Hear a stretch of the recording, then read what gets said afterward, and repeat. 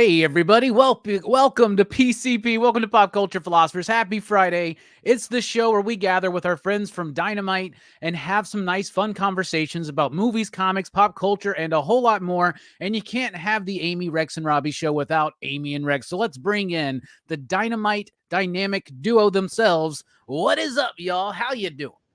What's up, man? Happy Friday. Hello, everyone. Rogue, what's happening, bud?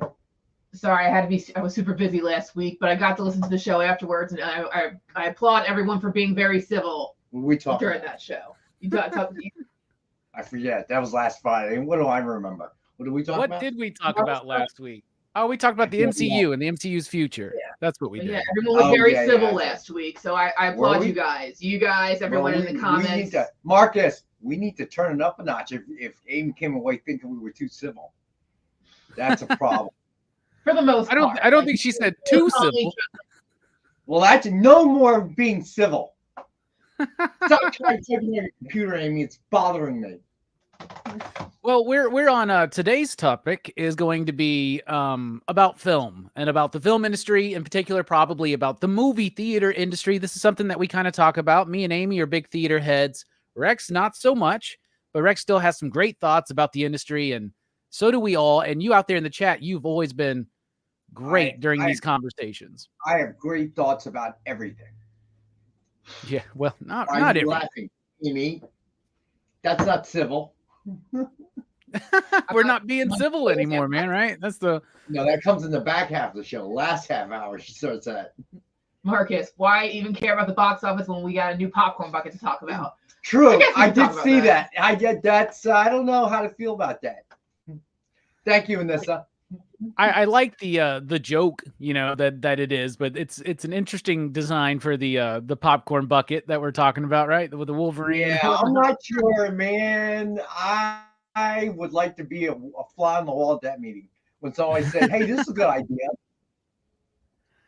Yeah, that's the idea that they're going for, right? They're making fun of the Dune popcorn bucket, right? Because it resembled something else, but So I'm a fan of the John Campea show. He's got a YouTube channel. They do a podcast.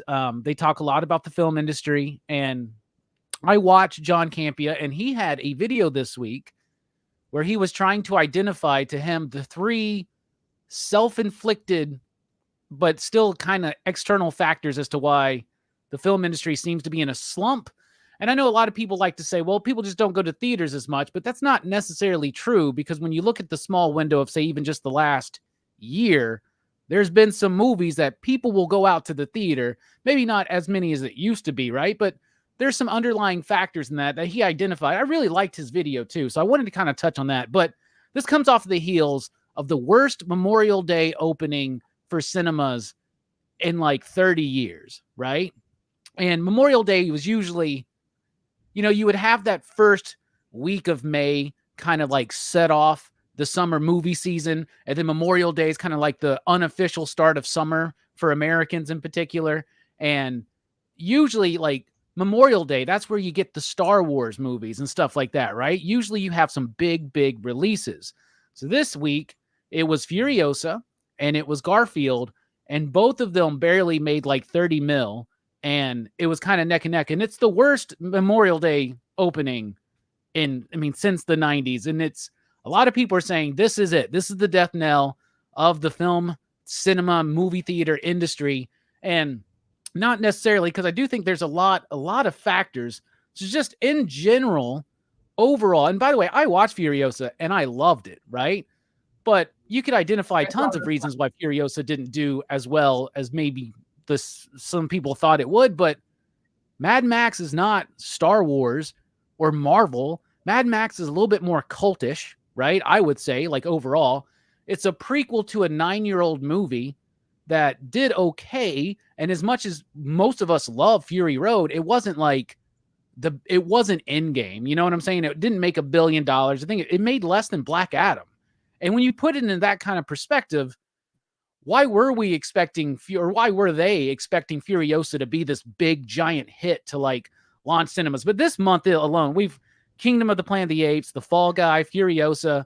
These have been disappointing openings for the studios and for those who talk about this stuff. What do y'all think about Memorial Day weekend, Furiosa's performance, all that overall? Well, let me say, first of all, I've never watched this guy Campia on YouTube, but I probably will now. Thought his analysis was cool. I could feel kindred spirits when another guy got on a soapbox. I wish that I could drop the F-bomb as often as he did during his live podcast, his live stream, but I couldn't get away with it. But I just want to say that I actually enjoyed the segment that you sent us to watch, and thought that he had some good points. Okay, disagree with some of it, but I do agree he made some good points. Well, I'm glad you enjoyed it. I really like his channel. It's a lot of his. He's kind of right on with a lot of stuff. And looking back on this weekend, I saw Furiosa. I enjoyed it. I also checked out Planet of the Apes, even though I'm a couple weeks behind that, and that's surprisingly doing much more. There was a much bigger crowd seeing Planet of the Apes than for Furiosa on a Saturday night. Oh, well, that's interesting. I'm gonna throw something out there that is odd and unusual as to why I think this particular Memorial Day was not a good one. And believe it or not, I think it's really due to the weather across the country.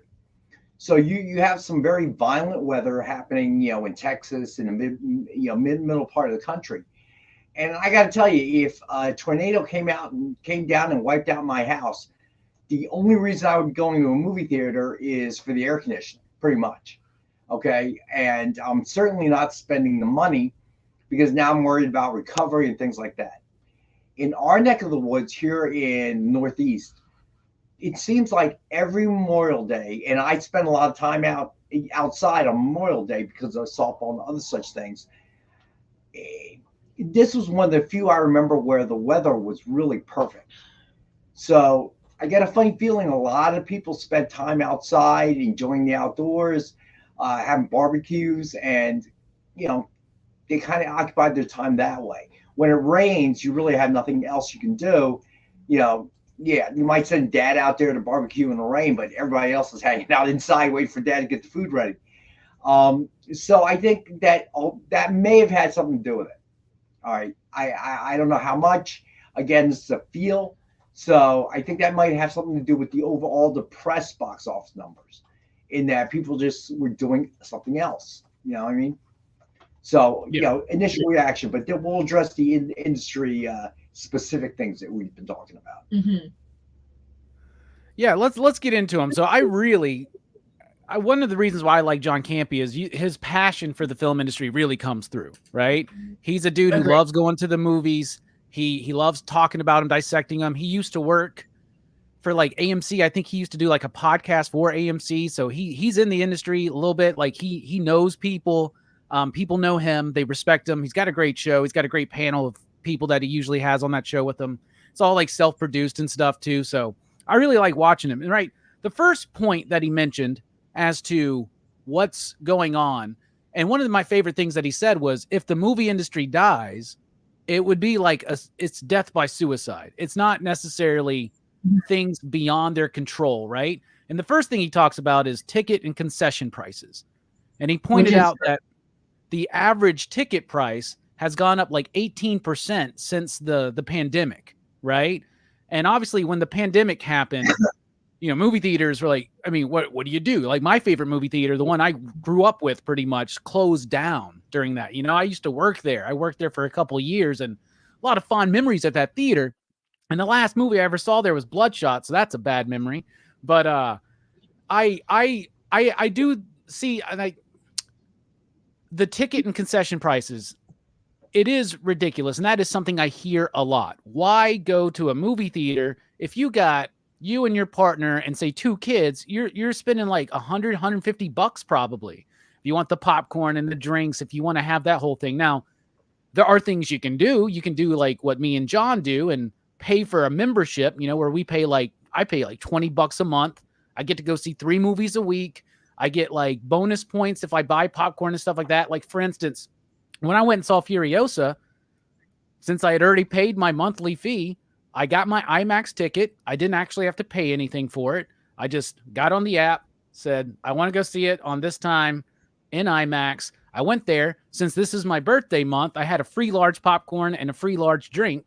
So I had a root beer and a popcorn, and I didn't have to spend any money that day to go see. Now, if you got a family of 4 or 5 or 6, are you gonna spend $100 a month to get it? You know, you get what I'm saying? Because that's only really a good option for people that are like going all the time, right? Mhm. Like somebody like John. John gets the most bang out of his buck. But if you just went up there and had to pay for those tickets, and like IMAX tickets at that theater would be like $18, $19, right? And the popcorn and the drink would have been like $18, $19. That's $40 just for one person to go see a movie on a Sunday afternoon. You know, so it is a little outrageous, but Campy did also point out that compared to other, say, date options, it's still relatively cheaper than going out to $100 dinner if it's just you and like a date. But he I'm sorry, go ahead. contradicted himself later in the stream. Mm-hmm. Because he brought him an example where he and his wife shared a 10-ounce steak and, had appetizers, a couple of drinks, and it was actually less. Okay. And you're talking about a steak dinner. And I remember that section because he mentioned Brussels sprouts. And I personally love Brussels sprouts if they're made correctly. So that one stuck. So in almost the same breath, he kind of contradicted himself. Okay. In that, no, it actually is on par with going out to dinner in a semi-casual kind of place and having steak dinner, as opposed to watching the movie. Yeah. So in that sense, I agree with his latter point. Okay. They have kind of priced themselves out of the market. Okay. And I think the other thing that we got to look at is there was a time when the studios and the theaters had a common goal. That's no longer true. And therein lies what we see here. Okay. And that becomes a problem. So for example, whereas before the theaters and studios were on the same road, and meaning that the theaters need the studios to produce product, the studios need the theaters to present their product. So they were always aligned in some sort of way. Doesn't mean things didn't happen, conflicts, negotiation, whatever. But now the studios realize we don't need the theaters, and as much as we did before. So if one theater or a group of theaters say we're not going to show unless you do this, they'll say fine, don't show it. We'll go and who was it? Lorena, like Roadhouse. We'll go straight streaming. What are you going to do now? Okay, so now you don't get any of the money. How do you like them apples? So the leverage between studio and theaters have changed. And that's causing, I think, a lot of the problems we're seeing today. Okay, so now theaters, if they're smart, they got to recognize this phenomenon that's occurring. And, whether it's coincidence, luck, the Taylor Swift concert movie was a perfect example of that. Okay. Now, where are you going to get more movies like that? Or Are we still there? Yeah, you're here. Y'all are kind of in and out, though, a little bit. Slowly bad this week. You said that last week. All right. So we'll wait for them to get back fully, and we'll continue on this conversation. What do y'all think? Are the ticket prices, the concession prices, are they too expensive? So really, there you are. The Taylor Swift movie kind of proved that point. Oh, you're going on and off again. So now, if you're a theater, what I think you got to do is you've got to financially back more content, make your own. All right, hold on. Hold on. Yeah, it's been real bad. Yeah, all right. So I think you guys are starting to get back. I hope so. It's 1, been 2, 3, really testing. It's been really bad this week. Okay, I can hear you. Comcast, burn. You guys are horrible. All right, I think you're back. So The point I'm trying to make Maybe. is that theaters have to go a different direction. They have to find their own source of content apart from studios. Okay. And Taylor Swift kind of showed that movie kind of showed them a path. Okay. That I can get content and product without you guys. Okay. Because right now, all leverage is in the studio's hands. And that's why we're having the problems we're having. That's why they're having to charge as much as they have to on concessions. You know, his point about the SAG strike and the writer's strike, I don't necessarily agree with everything that he's saying. So, well, what I like about that bit is that he's kind of right to the point where they were shooting themselves in the foot. Like I like that when he's talking about the Directors Guild and they're like, well, are y'all going on strike? They're like, no, we worked this deal out way before the deadline, right? Like this happens. We see this all the time in sports, right, Rex? Where like they hold it off, they kick that can down the road, they hold it off until all of a sudden now they're in a lockout or something. And you're like, as a fan, you're like, get over it. Because one of the things that the strike has done is we don't have the movies that they intentionally would have put in May to launch the summer, right? Like Deadpool and Wolverine should have been out earlier, you know, things like that. So Fall Guy, Furiosa, Kingdom of the Planet of the Apes, these are not the movies that they were going to count on to launch this season, right? And they did and when the deal happened, it was a deal that could have been made months before they actually made it. So I do see a little bit of what he's saying there. And in particular, the fact that the strikes have given us kind of an anemic stretch of movies throughout most of this year, I think. Well, you know, negotiating a contract of that nature, it's hard to say. You know, there are probably a million different moving variables that are involved at any given time. But I will say is that I didn't agree with the statement he was making because let's call it what it is. The Writers Guild, SAG, the vast majority of their membership has very little power. Okay. So this is dictated by those that have the most power. So in a sense, it is again, all right. And I got to imagine that when you talk about SAG and you talk about writers, you have far more of those than you have directors. So net out of pocket for studios is far less, so whatever they agree to. So it is much easier for them to negotiate with that kind of guild, okay? Because they're talking about overall a much smaller piece of the pie, okay? So part of the problem is, let's call it what it is. This is a problem that faces the country, the world, okay? And it is neither blue nor is it red, okay? It's neither GOP nor is it Democrats. Okay, and the more people, little people like us that realize it, okay, and wake up to this fact, is where do you think part of that chunk of change is going? To some big time exec sitting behind that big desk in a big office, okay, taking martini lunches and getting paid his bonus, okay? And I know there's got to be Elon Musk fans, but when somebody's asking for $56 billion in compensation, you got a problem, man.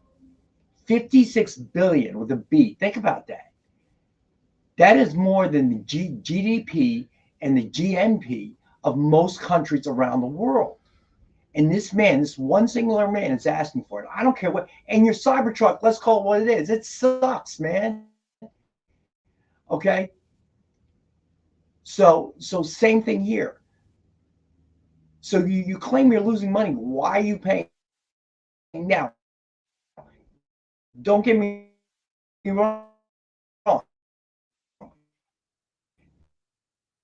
You're breaking up again, Rex? The star of the movie. Yeah, you're breaking up again, Rex. I can tell.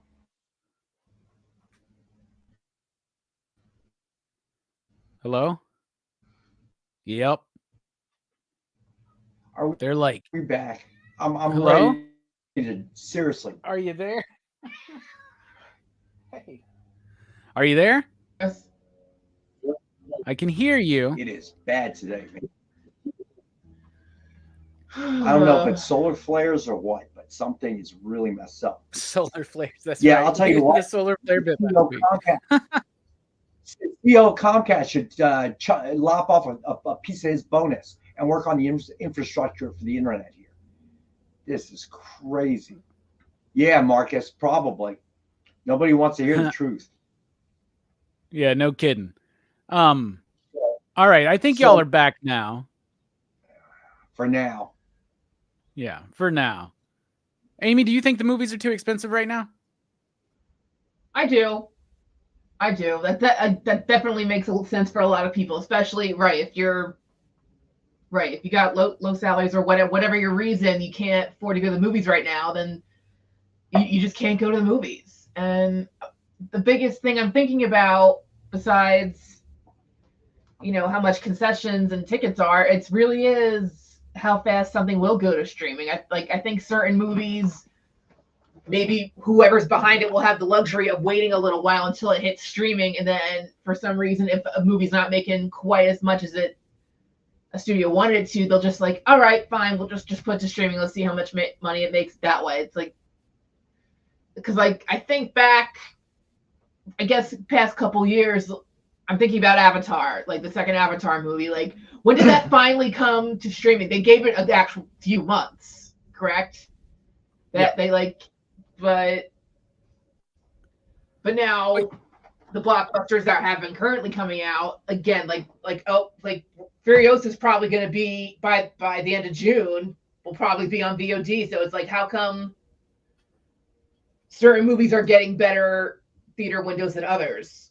You know what I mean? I think it's very simple, because you look at it, and really what happens is the studios are looking. If we come out quicker, do we really lose money, or do we make more money, or it's the same? So from their standpoint, it's all about dollars and cents, okay? Because they're not in it for your enjoyment or lowering prices of theaters, whatever. They're just looking for a new profit stream. And if going to streaming faster doesn't cost them any money, but actually makes them money, they're going to do it. That's the reality of it. See? So that's what I think is going on there. Now, with Furiosa, for instance, I know that that's a movie that, a lot of people will probably wait for. And also, we've kind of been trained to wait for it, right? That theatrical window, and that's something Campia brought up, right? The theatrical window keeps getting smaller and smaller. They were talking about a movie that's about to hit VOD that's only 17 days since its theatrical release. What was that? Was that Fall Guy? Yeah, And I saw that in theaters. I thought it was great. It's a perfect date night movie. Yeah, and I thought Furiosa was great.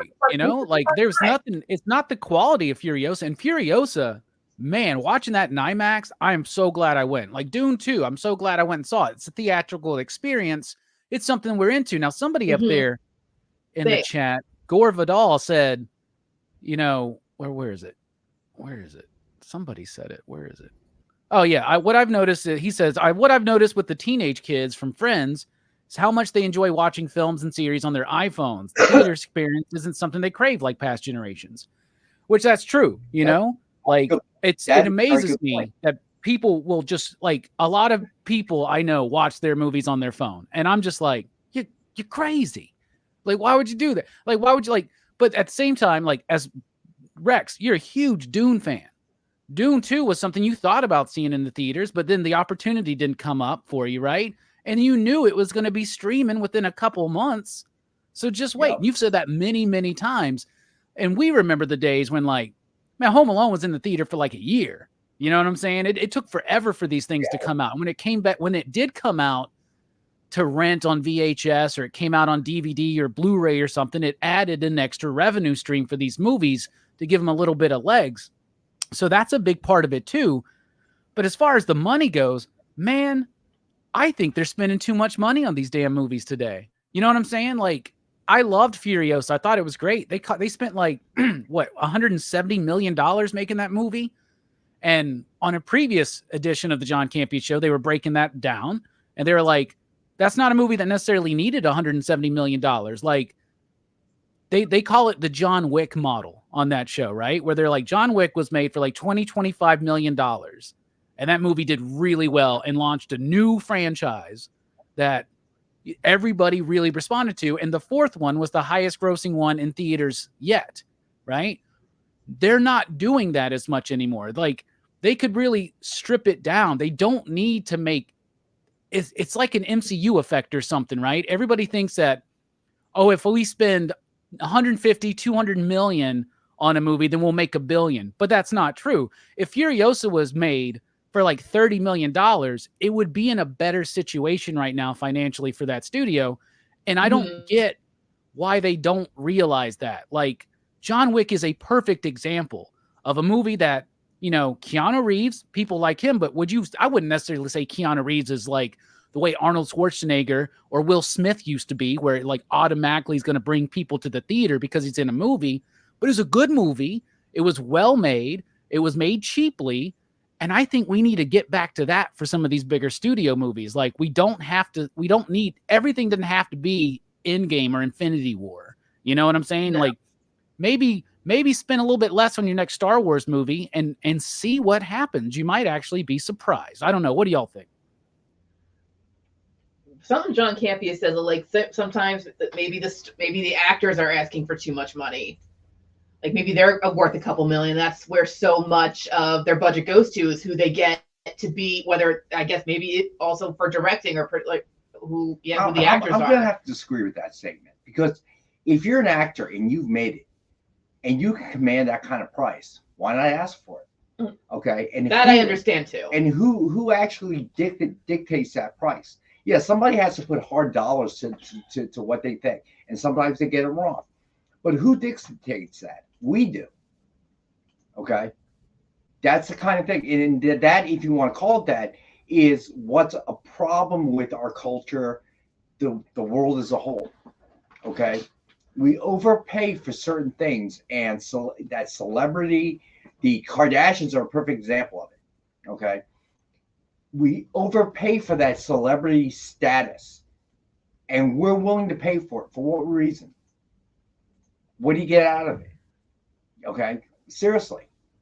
So when Robert Downey Jr. commands a ridiculous amount of money to be Iron Man, who can fault him for it? They're offering, we're paying it.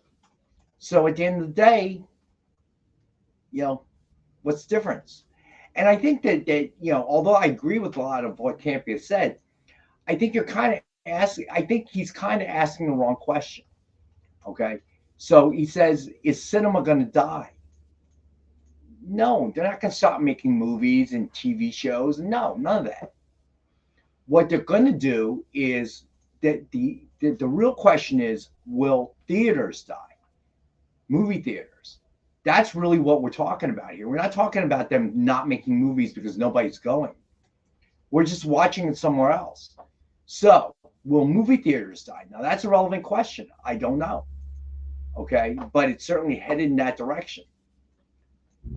How do you fix that? I don't know. But again, you and I have discussed this before. Why will I try to get to a Phillies game this season? Well, because they're having one heck of a season, but why am I going to try to watch one? Okay, take my daughter. My daughter went to one, invited me to go. It was a little too soon. I didn't feel up to it, and you know, she's going with her friends. I appreciate she asked me, but I still want to go. Hopefully, I get my friends' tickets in the Hall of Fame box. But I watch games on TV, okay, live streaming, whatever. Why do I want to go to the games? Because there is an intangible experience of it. Being surrounded by other people wearing Phillies jerseys, whether it's a Mike Schmidt jersey or a Steve Carlton jersey or a Ryan Howard jersey, or somebody more currently playing, okay, like a Bryce Harper or so on and so forth, JT Realmuto. Being surrounded by them, okay, I realize the concessions, they're killing me, okay. $9 for a can of Bud Light or Miller Lite, you know, in a plastic bottle. Okay, a hot dog that cost me $8. Sausage and pepper cost me over $9. Okay, but why? Sausage and peppers, big bread, little sausage, peppers and onions. That's it. Okay, so my first 2 bites are usually just bread and peppers and onions before I get the sausage. But I put up with it. Why? Because I feel like when I go to a game and I watch a game, am I watching the game as closely? No. Can I see things? Is there instant replay except on the big Jumbotron? No. Okay. So why do I go? Because I'm getting something that I don't get when I'm sitting at home watching TV. What is it? I couldn't tell you. I couldn't tell you what it is. All right. But whatever is happening with theaters, that dynamic, that needs to happen. They need to figure out where that is. What is that secret intangible that makes me want to go? I think for you and Amy, you do have that. You do experience that when you guys go to the movie theaters. You're getting that intangible. Maybe you can't describe it, just like I can't describe to you why I must see a Phillies game for the end of the season. Because I would hate to go, they win the World Series, and I have to say I did not go to a single game this season. Even if it's just one. I don't know why. Okay? So you guys have that, and that's cool. But the problem is you are not the market they need to appeal to, is it? Because they got you no matter what. Okay? If they say all movie theaters across the country are closing, the last day will be so-and-so, I have no doubt. You, Robbie, John will be there. Okay? Mm-hmm. So they don't need to sell you guys. You already get what it is. What they need to figure out is what it is that you two are getting that will translate to others, like me. Okay? I am in no rush. I mean, Doom 2 was your best shot to get me into the movie theater. And my daughter and I talked about it. And she ended up going with a bunch of friends to see it. And then I'm thinking, I don't want to make her go see a movie she's already seen. And she's not as big a Dune fan as I am. So I'm like, forget about it. Okay, I'll just wait until streaming. Yeah, and then you get to that point, that critical mass where it's like, well, at this point, might as well wait. What's the point going to theaters? Yeah. So you got to get people like me our butts into theaters the same way I'll go to I haven't been to an Eagles game in quite some time, but because of the exorbitant costs and difficulty in getting tickets. But I'm looking to one day do that. If I have grandchildren, certainly I will take him or her to an Eagles game because there is an intangible there too. Whether it be tailgating, playing cornhole in the parking, backed up in a parking lot, whatever the case may be. Marcus, I think it was a children's movie because my daughter and I took my nephew, Marcus, but I can't tell you which one it is. It's been that long. So I can't tell you what movie it was, Marcus. So I like what I always love your baseball game analogy, right? Because the whole idea of like tickets and concessions being too high priced will only get us so far, right? Because in my town, right, we got a AA team, the Rocket City Trash Pandas. People go to those games. People spend a lot of money going to those games. People in my area will spend a lot of money going out to a bar or a nice club or something and spend a lot of money for drinks that you can make for a fraction of the price at your own house, right? We go out to karaoke and spend, $5 for a beer instead of just staying at home. We could stay at home and sing songs and buy cases of beer, you know what I'm saying, for the money that we're spending, right? So there are people spending money, even in these really tough economic times. Discretionary spending is still existent. It still happens. People go out there, they still try to have a good time, right? A lot of the younger generation, they're so used to this instant access to media in particular. Like a baseball game, that's a single event, right? But you remember there was even a time where people were talking about, is baseball dead, or people are not going to go see baseball anymore, and it kind of goes up and down, right? But I think with I think that was more after the strike. People were so more mad. After the strike. But even some of those, I mean, that's the reason why the A's are moving, right? Because certain markets they don't care, right? Maybe it's because the team hasn't been good. Maybe it's because there's other interests. Not every, not you're very close. You're a baseball town. You're very your area. That's like a baseball area. Down here, man, nobody cares about baseball as much as I think they should. Down here, it's all about college football.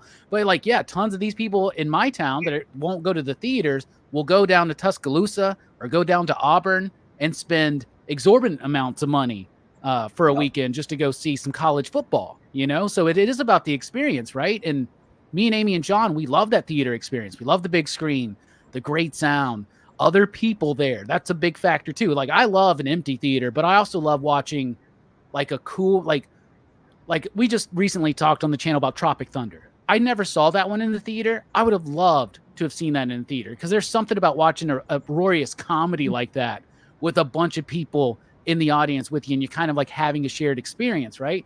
I think one of the biggest things is they have trained so many people with media.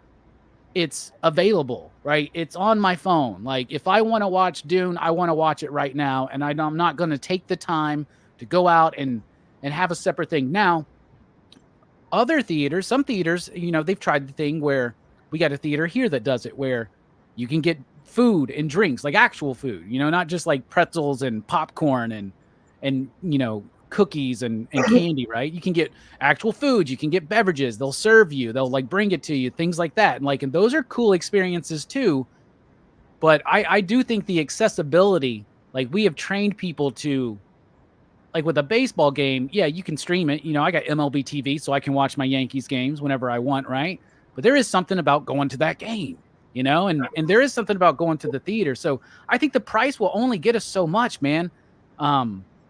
So I do think that it's I think a lot of it is the training. And then another thing that was brought up in there by Rob, one of his co-hosts, right, was movie theater etiquette, right? And I've been kind of lucky, and I don't usually have this happen too much, but when I went and saw Spider-Verse last year, I waited like a month and a half because I knew there would be a lot of kids in those theaters, right? So I waited a month and a half, and I still had a whole group of kids in there with tablets, no adult supervision, playing video games with the audio on, shining lights. When I saw Indiana Jones last year in the movie theater, I watched it in IMAX.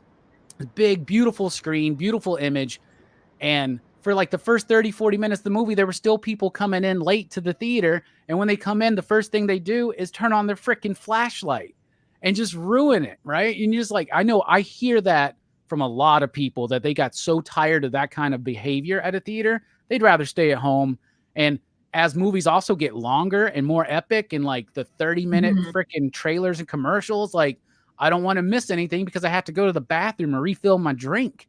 So like, why not like just wait a little bit? So I think there's some other factors. Like I think that kind of has something to do with it too. Cause it is something I hear where people are like, oh, I don't like going to theaters because people talk or people eat too loud or kids are running around.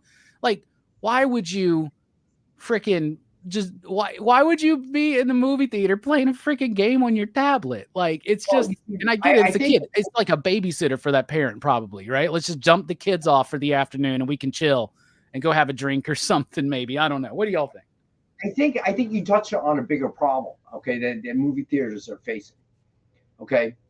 And I hate to say it. The kid's reading a tablet and the kid doesn't want to really or is not really engaged in a movie theater experience. And that, unfortunately, is the generation, the customer base they need to get. They don't care about you anymore.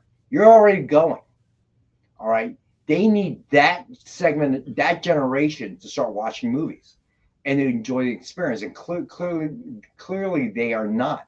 So they need to figure out how to engage that generation. So your concerns, let's face it, it's the old smoking cigarette example, okay? Once I got you hooked, I don't care about you. I need to get somebody else hooked to keep my business rolling. Because one day you're going to die, probably from lung cancer, right? So I'm not worried about you. Okay, same thing with you and unfortunately Amy. I'm not worried about you. You're coming no matter what. It would take something significant to chase you away, right? So now they need to work on that. Have they figured it out? No. But you bring up another good point. Okay. So my baseball example is probably sports altogether. Okay. So whether it's college football, you would not believe, even when Penn State's not doing well, you would not believe the amount of people that travel from our area that travel to Penn State to watch a game. The ticket prices are ridiculous, right? Season tickets, ridiculous. Now there's a fee involved, okay? The seats are not as good as where you would go watch an NFL game, right? To give you some idea, it is such an experience that State College, the town of State College, PA, hotels fill up during the football season. Just the rates go way up. Do you know how long it takes to drive from my area to Penn State?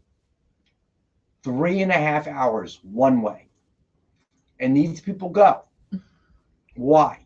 Because it is an experience. And that's what theaters need to define, capture that lightning in a bottle. I don't know what it is, but you need to make an experience. Why do I go to a Phillies game?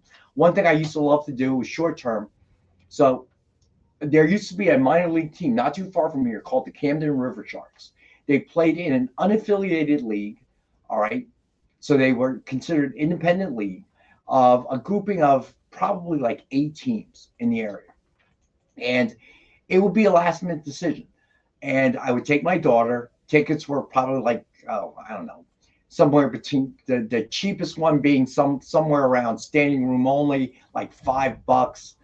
Most expensive one you get with a box and everything else is probably $35.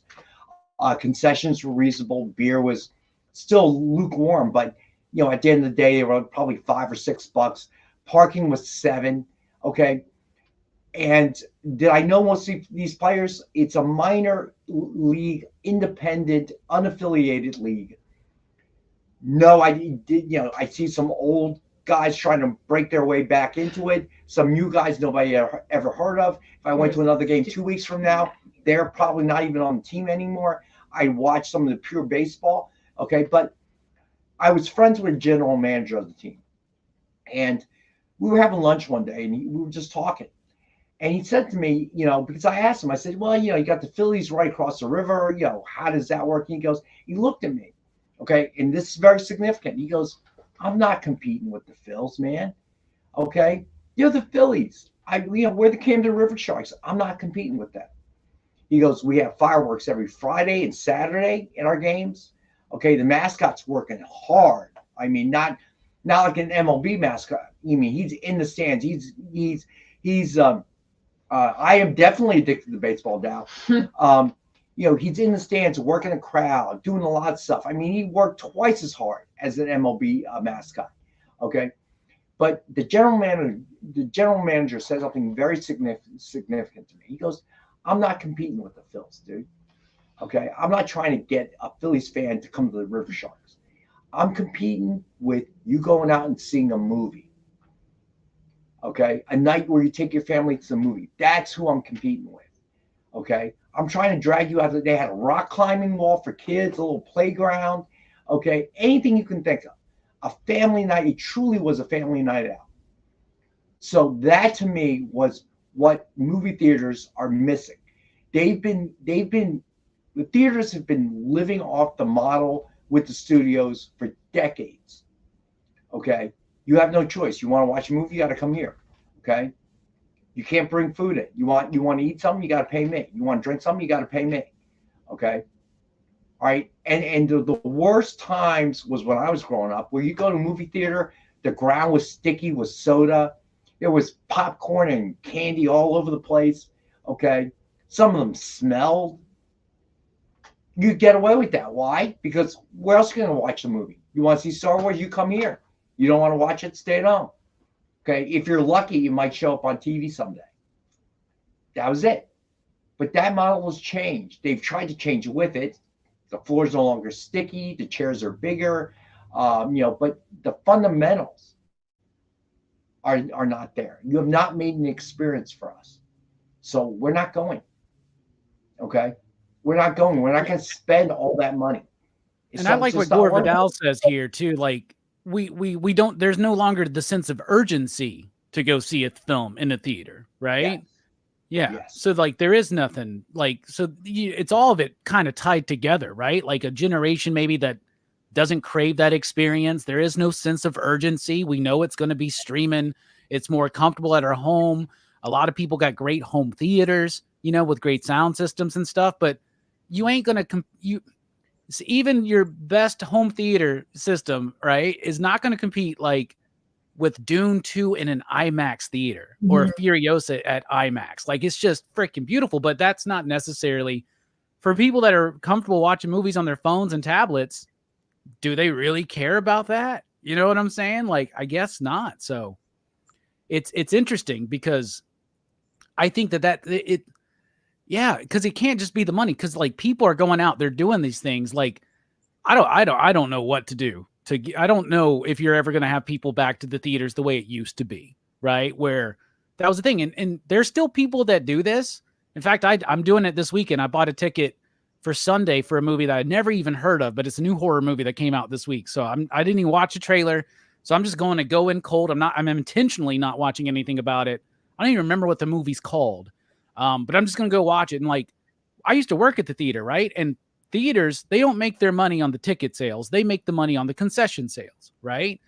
And as fewer people go to the theaters, and as the ticket prices are going up because the movies are getting more expensive and the studio is expecting a bigger return, now you've got, those concession prices that were already ridiculous getting even more ridiculous, right? Like, it doesn't cost you $10. Well, maybe it does. Does it cost you $10 to get a bucket of popcorn at a Phillies game?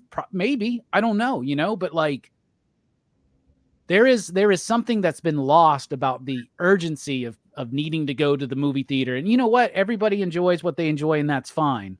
But I do think it's sad because there is something I do think that Campy is right in saying that the theaters and the studios are kind of shooting themselves in the foot and have been doing so for years and years at this point, where they've basically trained us to not go as much as we used to. I don't know. What do you think, Amy?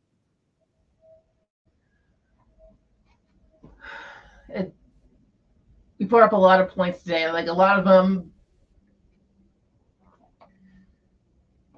they're all value. Like, they're all value. Sorry, I'm messing my words up, trying to get my thoughts straight. It's okay. Look, I'm looking at Anissa's comment right now. It's post-COVID. People have become way more comfortable. Yeah, COVID was a huge part of how COVID messed everything up. Like, because that's where all the streaming started, and like the same day in a theater, you could also rent it, and that really changed the game. If people just think they can just make money off of streaming, they won't do theaters anymore. But that's not. Well, I think what the pandemic did was it accelerated the process, but it was happening anyway. Okay, it might have taken longer than it did because of the pandemic, but it was happening anyway. But then there are movies, for instance, though, where like for somehow, some way, in the zeitgeist of the American culture last summer, the Barbenheimer thing became like an experience, right? And it drew a lot of people into the theaters. That was the busiest I've seen the theater in a long time, since like Endgame, right? But then look at something like Endgame, right? Nobody wanted that spoiled for them. They felt a sense of urgency. I got to go see this grand finale of the MCU before everybody gets online and starts telling me about it, right? Oh, I got to go experience this Barbenheimer thing. It was an unintentional marketing strategy between two studios, right? Warner Brothers and Universal. Like, two theaters were not trying to work together. They actually should be competing at this time because their movies are releasing on the same day. And somehow the culture turned it into an experience, into an event, right? Where people remember Barbenheimer, right? With Deadpool and Wolverine, people are going to go to the theaters to that, right? So is there also something about they're not giving us the product that gives us that sense of urgency anymore as much as they used to, maybe? See, again, I'm going to separate two problems. We're talking about the death of theaters. We're not talking about the death of movies. Okay.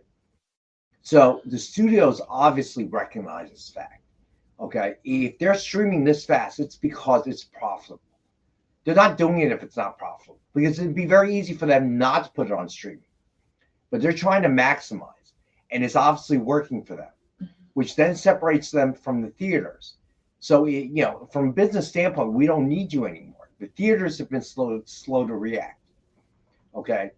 Whether Barbie or Oppenheimer became a phenomenon in theaters had nothing to do with anything the theaters were doing.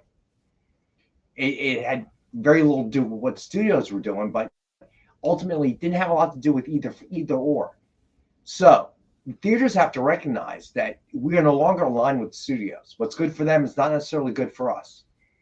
So now we got to find some way to either gain back the leverage or start to make it an experience. And that really becomes a problem. And that's the difference from professional sports or any type of sports.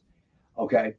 Because if you look at any Major League Baseball team, you look at any NFL team, look at any NBA team, okay, the organization controls both venues. Only in movies do you have the separation. So in other words, what I'm saying is that if the studios own the theaters, you'd see more action along those lines. Because then the studio could lower the ticket price, okay, making it more attractive, could lower the cost of concessions to make it more attractive because their revenue stream is coming from a lot of different places. So then the competition becomes to make a good movie because now everybody's competing for the same eyes. And if my movie's better than your movie, then they'll watch mine more than they'll watch yours. But because it's always been historically separated, you're having this dilemma right now. That's what I think is going on. Okay. And the movie theaters are slow to react. You know, the Taylor Swift, again, I go back to Taylor Swift concert movie. That's Rex the Swiftie. Yeah, well, that's the path, though, really. They proved, but the problem was that wasn't their idea, it was Taylor Swift's idea. Okay. Because she didn't like the dictates that the studio was giving her. She's like, well, screw it. I got buckets full of my own money. I'll cut you guys right out. I'll go to the theater and say, hey, you want to do this with me? And one of the execs at the theater, the theater said, yeah, we do. Now, every theater in America around the world should have proven, okay, you should be looking to this example. No, you're not going to be able to use Taylor Swift. But what you're going to have to do is you're going to figure out, okay, we need to produce the content. We can't rely on these guys to produce the content. If we produce the content, we control the content, which means that, okay, we're only going to release in our theaters and we haven't even thought about streaming. Why don't you come back and watch the movie? And if it's a really good movie and people are talking about it, there's buzz about it, okay, they're going to watch it. And then they're going to go to the movie theaters to watch it because they have no other choice. But if you align with the studios, I don't know what to tell you. They will do what's best for them, and they don't really care about the theaters. So if the theaters do not find a way to break from this mold, they will eventually just die. I mean, I don't see any other solution. Nothing against you and Amy, but you guys aren't going to live forever. And what you're telling me is the younger generation, it's no big deal to them. They don't like the theater experience. It's like taking a non-baseball fan to a baseball game. You might be able to do it once, but that's about it. And you're thinking, this is boring. I hate this. Okay. Yeah. And the danger is that you get a whole generation of that. So again, topic for a different conversation, but most sports leagues and teams are monopolies. And that's how they're able to maximize their profits. They control both the in-person venue and the TV venue. And those two things alone allows them, and since they're pulling, okay, like lag, obviously a football fan, go Birds, but not a baseball fan. Understood, okay? So, that's the problem. And although that's fine for baseball, not everybody's a baseball fan, not everybody's a football fan. The problem for movies is you're losing too many people who with professional sports, you have different sports you might find interesting. With movies, you don't like movies, or we all love movies, but we don't all love the theater experience. And if we don't love the theater experience, the theater's going to die. That's just I don't see any way around that. And there's a bunch of reasons why, as a whole, we're starting to like the theater experience less and less, and they need to do something about it if they want it to come back in some kind of way. They got to figure out something. Obviously we're not going to fix the movie theater industry in 1 hour, but this was a great conversation that we will also continue to have on this show, because this is one of our favorite topics, is to try to figure out how can we make things better. We all want a better film industry. We all want better comics. We all want better television. We all want things to be better. And sometimes we have to help ourselves, but most of the times they need to kind of straighten up. I think they could spend less money on movies. I think they could market them better. I think they could give more of a sense of urgency to films. And sometimes they do it right. Like, I think Deadpool and Wolverine is going to be the $1 billion film of the year, right? Like, I don't know of any other one that I think is going to hit that. But Deadpool and Wolverine is going to be big. But hopefully they don't put it on Disney Plus too fast. Yeah, exactly, right? That was the other thing. Oppenheimer and Barbie took a while until, like, I remember there was a point of conversation. I think we even talked about it on this channel where they were talking about going to streaming so soon while it was still making money in the theaters. And they actually decided, no, maybe we need to hold off a little bit. Right. So, yeah. If people are going to go see it, keep it there. Make people feel like they got to go see it. Like it's something that use FOMO. Use FOMO in the movie industry. You know what I'm saying? Like use it. Like make people feel like, oh man, I got to go see it. I don't think that's going to work though, because no matter what, you knew it was coming streaming. Maybe it was going to be a few weeks longer, a month longer, but you knew it was coming. So you've lost that unless you control the content and more importantly, distribution. So that's how I see that. So it's not an easy problem to solve. That's for sure. Mark is kind of right there too. Despicable Me 4 might be another $1 billion contender. We'll see, because that's a huge franchise with kids, and that's another thing. When kids want to go see a movie, the parents will take them. Like some of those kids' movies do very, very well. So who knows? But this would have been a great conversation. Rex, Amy, thank you so much. What y'all got coming up? Well, we got original art tonight. Well, Nick's being very loosey-goosey tonight, but he's going to have a giveaway. He's going to, like sometimes he likes to surprise the audience with what he likes to bring on. So stay tuned. So 7 o'clock on the experience, original art. What's going to be on? Who knows? That hasn't even been decided yet. So, but tune in. Should be something interesting. Of course, the giveaway. Of course, me, Robbie, and John will be back Monday. What do you got going on, buddy? Oh, man, we're still in the midst of Crew's Choice, and we got a Steven Spielberg, Philip K. Dick adaptation that we're talking about Monday. We're going to be talking about Minority Report. So that's going to be a fun conversation. Yeah, I'm a big fan of Philip K. Dick and obviously Spielberg too. This was a movie I saw in theaters back in the day, so it's going to be a great, fun conversation. You out there in the chat, thank you so much for joining us. If you're watching on the replay, let us know your thoughts in the comments down below.